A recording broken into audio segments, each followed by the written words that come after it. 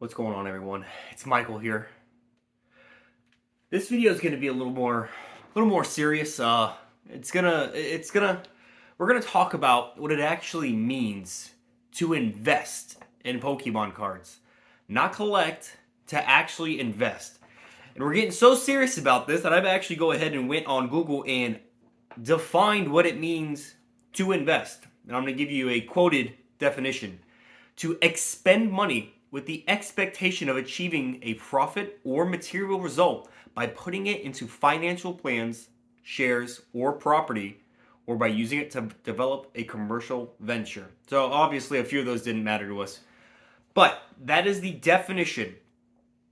To put it simply, we are spending money on Pokemon so that we could sell it to make more money. That's what we're doing.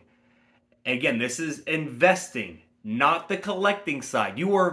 I encourage you to also collect. This is strictly on investing. This applies to every past, any future video you see of mine that talks about investing. We are trying to make money from these cards, from these products, okay? Now, believe it or not, investing in Pokemon cards are pretty similar to the stock market, to the stocks, okay? And I want you to look at it like this. What we're doing, what you normally do when you buy stocks is you try to buy at a low, trying to buy down here. Well, I don't know how it's going to go. You're trying to buy down here at the low, and you want to sell it here. And everything in between this is profit. Now, Pokemon cards is significantly different to stocks in that it is not based on how well a company is doing. It is just based on the availability of the product and how in demand it is. So, as people open packs, as there's no more printing of these packs, that's what drives the market. That's what makes a product, a card, well, not necessarily a card, but a product go low and start higher. And I'm gonna go ahead and let me go ahead and kind of describe to you the two different kinds of investing when it comes to Pokemon cards. So you have your low risk, your slow gain, and that is typically your sealed product. Now, by low risk, it's not an absolute guarantee. It is a almost guarantee that product is going to go up. And again, how I preach investing is you buy at when a product is released. Not, and don't get me wrong, if you want to wait longer and hope that it goes, normally these products are going for $100 on at release. I'm talking about booster boxes. Apply this to all the other products. So let's say a booster box is 100. Chances are it's not going to go lower. You do have your anomalies like the battle styles, the Chilling Reign, Fusion Strike. Those got below 100. That doesn't happen very often. So we're going to say you buy at 100. The chances of it staying down are not super high. And the chances of it increasing are extremely high because this base price. Distributors and stores, they have to buy these products at a certain price. So, we'll say a distributor sells a booster box to a store for, we'll say, $85, $90, right around there. A store is not going to sell that same box for $70. That box has a value. The only possible reason that one of these booster boxes are going to be worth that much less is literally if Pokemon goes under and cards are no longer a thing. That is the only way you're going to see any booster box dip below. I can't imagine it even going less than 80. Unless they, change their booster boxes and they don't have 36 packs, you're not going to see anything lower. Battle Styles is not going to happen. You're not going to see $80-something for a booster box. So it sets a low. The low is pretty much what the stores have purchased them from. So let's say you bought them, like I said, the original purchase price at $100. It's going to go up because as time goes on, people are opening booster boxes and the supply dwindles. And that it's going to go up. Now, you have your differences. let me say this: it's low risk, mostly low game.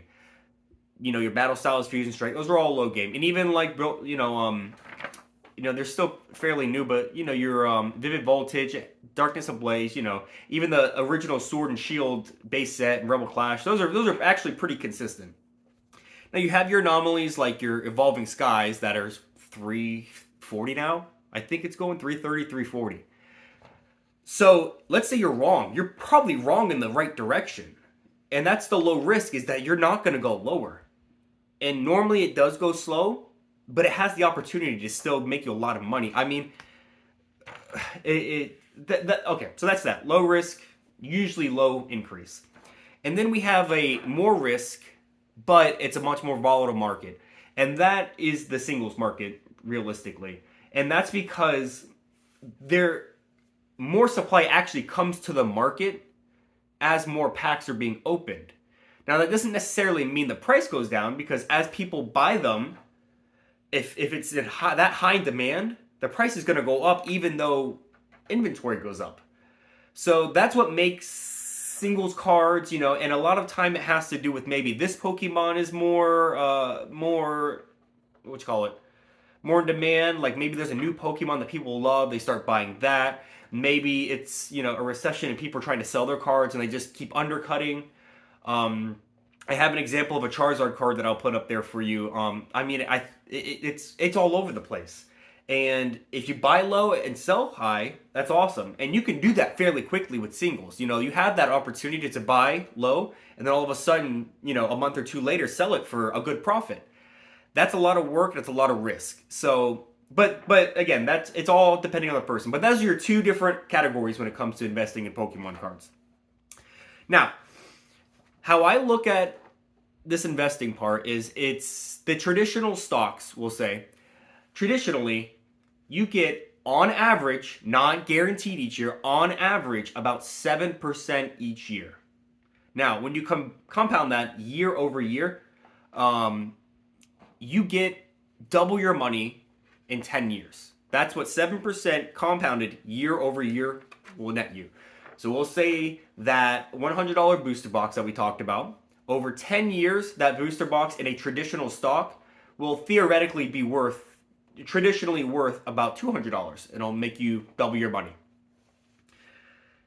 And again, I talked about how, you know, it's a little different when it comes to inventory and all that. Now, one of the biggest things, and this is really why I have started, not heavily, but I've gotten more interested and more dedicated to putting more money towards Pokemon cards, is that it doesn't take 10 years for these products to increase and double in price. It really doesn't. I want you to go on TCG Player. Go ahead and look at some of the Sun and Moon era boxes. Go to eBay, look at some of the recent sold ones. I believe the Sun and Moon was before the Sword and Shield era. So that was 3 years to 6 years ago. 6 years was base set. The recent one, I think it was Cosmic Eclipse, but it's either Cosmic, Unbroken, Unifying. Those are the last kind of 3 sets that were released. So let's go to, I think the lowest in the Sun and Moon era is now 160. Now, that's not, you know, that's the lowest. You bought it for 100. You just made 60. If you were to sell it, you would have made $60 of profit, technically, on that box as the lowest end. And that is less than 6 years, because I think Crimson was like maybe 5 years ago or something like that. I can't remember exactly when Crimson was. But let's take even just Sun and Moon base. I believe that's just over 200 or right around 200. So that's double in 6 years. That's the bad boxes. Let me say that. That's the bad boxes. That is the low end of what you could expect from this sealed product. Now, the high end, you have things like Cosmic Eclipse, Unbroken Bonds. I think, is Unbroken or Unified? I probably should have checked that. But Cosmic is getting around $600 now. And again, that was 4 years ago. And that's $600 now. You have 6x your money. In traditional stocks, that would take you, it would take you decades to get that kind of return on your money. So Pokemon has a enormous opportunity to make you a lot of money, and people don't really realize that is that the whole idea of investing is not to buy to buy these products and then you're gonna flip them. Flipping is not a thing anymore. Could you do it on some products? Sure, sure, to make a few extra bucks. So much work. The thing that we are going for as investors is we're looking. I at least look 5+ years. I set my earliest really, and at 5, unless I need the money, 5 years is the earliest that I want to sell these products. And I look 5+, 10, 15. It all depends on you and how long you actually want to hold on to this stuff. But 5 years should be minimum. And as we see from Sun and Moon, there's only really 2 products that haven't doubled in money in the past 5, 6 years. So how it's there's so much money to be made. People are just super, just don't have the patience to wait it out. And again, you have to buy these things. Granted, at the low, that's the biggest part. So if you were to say, oh, Cosmic Eclipse went up to 600, let me go buy it now. It'll go up to 1200 in another 5 years. That's not necessarily the case. I don't preach that. I like buying sets at their low. We know the low, and then holding on to them because there's no way it can go lower. People may never want Cosmic Eclipse anymore. That's not true, but they may never want it, and that 600 price tag might go down. But that's not why we do this. That's why I invest in modern. I buy now for later. Now, if you're somebody, again, if you're trying to sell these in a few years and you're going and buying these vintage sets, like you're probably not going to have a good time. That's not how the market of Pokemon works. You can't just buy a set. You have to time it properly. And timing it usually means buying it early. Because again, there's a finite resource. So that price of 100, that's the money right there. Why buy one Cosmic Eclipse when you could buy 6 Battle Styles? Battle Styles is not a good set, but I promise you it's going to increase at a better rate. And that's what we care about is a percent increase. We want a rate increase. Now let me see. I think that's all I got. I mean, the biggest, yeah, that's it. So the biggest, I read it and okay. So this is probably the worst. This is the biggest hurdle when it comes to investing in Pokemon cards, and that's getting out and selling. Now, when it comes to stocks, you could just press a button, you could sell it, and it's super easy, and you don't have to talk to anybody, maybe besides your financial advisor, and you just do it and it's gone. Pokemon is more work, and I really, honestly mean, if you don't enjoy it, you probably shouldn't do it because it is more work. It's not easy. It's not a way to easily make money. It is easy, especially if you enjoy it. But there is work on the back end. You have to buy them, you have to store them, you have to really make sure that your product is safe so that your investments are safe and your money's safe. If something happens to it, you're out. And that doesn't happen with traditional stocks. So if we're going to say anything bad about it, that's really it. That's the worst part about it. But if you're safe with it, you keep it safe, you do like I say, and you buy low, you buy when products come out. And again, I am a sealed collector or sealed investor. I do not invest in singles cards.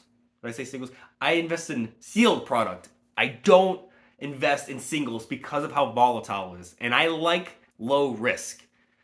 And if you can keep it safe, and you don't need to go crazy, you could get one booster box a set.